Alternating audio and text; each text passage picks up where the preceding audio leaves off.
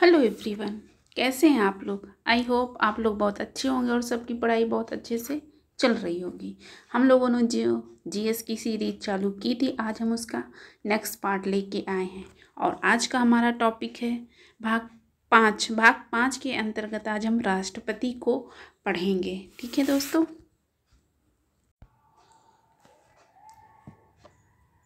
आज हम लोग भाग 5 के अंतर्गत राष्ट्रपति को पढ़ेंगे। तो जिसमें से राष्ट्रपति जो हमारे होते हैं वो भारत के सबसे सर्वोच्च अधिकारी होते हैं।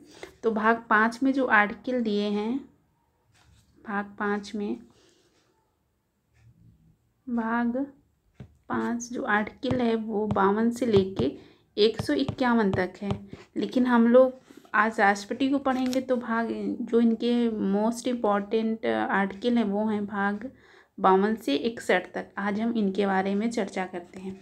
तो टाइम न वेस्ट करते हुए हम अपने क्वेश्चन की तरफ चलते हैं। हमारा पहला क्वेश्चन है, भारतीय संविधान के अनुसार देश का प्रथम नागरिक कौन होता है। तो अभी मैंने आपसे डिस्कस किया था कि भारतीय संविधान के अंतर्गत जो भारत के प्रथम नागरिक होते हैं वो हमारे राष्ट्रपति होते हैं।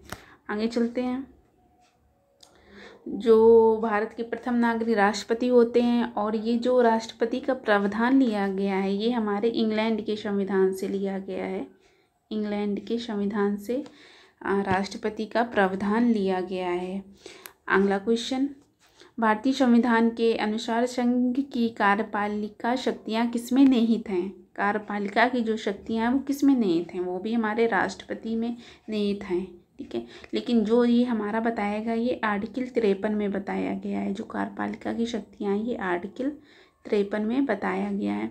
लेकिन जो मेन पावर होता है वो हमारे पीएम में होता है, प्रधानमंत्री। ये होते ज़रूर हैं कार्यपालिका के मेन हेड होते हैं, ये बस नाम मात्र के होते हैं।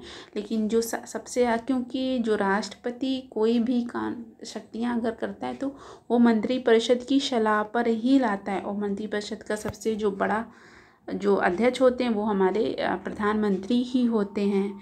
तो इसमें जो कार्यपालिका की शक्तियाँ वो राष्ट्रपति में निहित होती हैं, लेकिन जो वास्तविक शक्ति होती है वो पीएम के पास होती है। आगे चलते हैं हम लोग,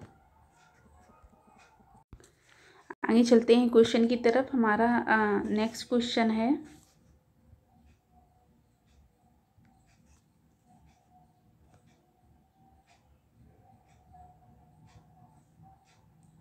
भारतीय संविधान के अनुसार देश में तीनों सेनाओं का अध्यक्ष कौन होता है। जो हमारे देश में तीनों सेनाओं के अध्यक्ष होते हैं वो हमारे होते हैं राष्ट्रपति। क्योंकि जो हमारी जल सेना, वायुसेना और थल सेना है इसके जो कमांडेंट होते हैं वो हमारे राष्ट्रपति होते हैं। इसका जो ऑप्शन होगा वो ए सही होगा। क्योंकि राष्ट्रपति अगर कहीं भी युद्ध वगैरह होता है तो जब तक राष्ट्रपति अनुमति नहीं देते हैं तब तक वो चीज़ होती नहीं, इसलिए इनको इतनी पावर दी गई है। ये तीनों सेनाओं के अध्यक्ष होते हैं या कमांडर, सुप्रीम कमांडर हमारे राष्ट्रपति होते हैं।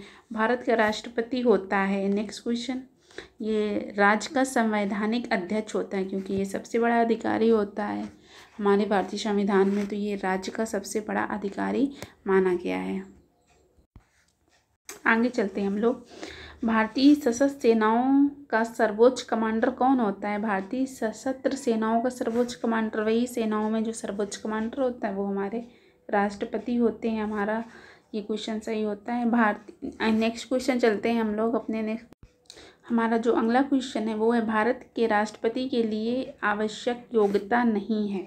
ठीक है, जो हमारी योग्यता है वो कौन सी नहीं है। वह भारत का नागरिक वह 35 वर्ष से अधिक आयु का हो, उसमें लोकसभा के सदस्य के लिए निर्धारित सभी योग्यताएं हो, वह संसद के किसी सदन का सदस्य हो। लेकिन योग्यता नहीं है, क्यों, जरूरी नहीं कि वो किसी भी सदन का सदस्य हो। तो इसमें जो हमारा राइट ऑप्शन होता है वो राइट ऑप्शन होता है डी नंबर। ठीक है, क्योंकि जो योग्यता है वो हमारी कौन से आर्टिकल में बताई गई है। जो हमारी योग्यता बताई गई है वो आर्टिकल 58 में बताई गई है, हमारे राष्ट्रपति की आर्टिकल 58 में।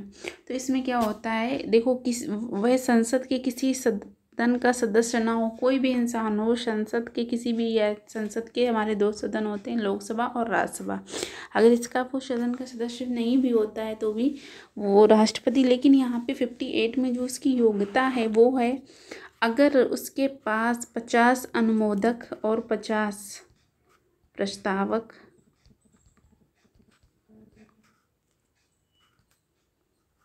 उसके पास हमारे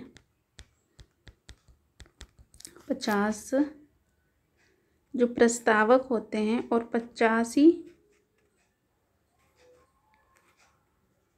अनुमोदक होते हैं।